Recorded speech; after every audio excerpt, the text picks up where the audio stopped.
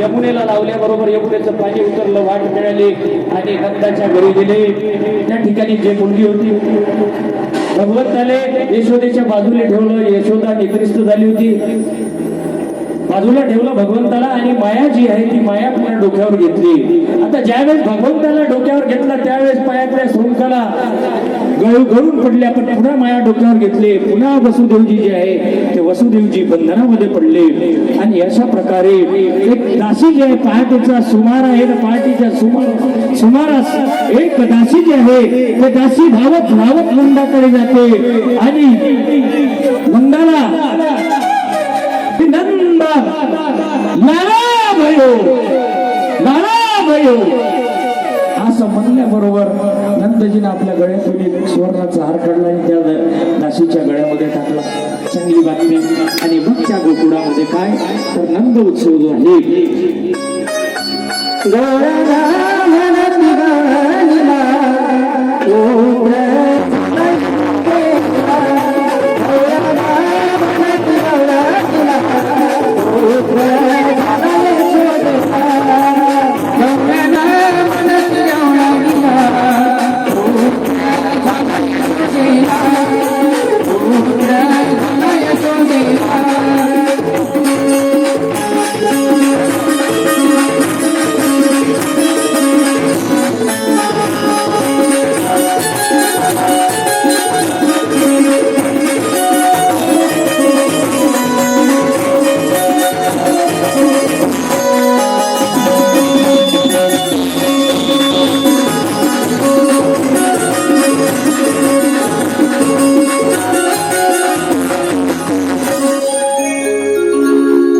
भगवान श्री कृष्णाचे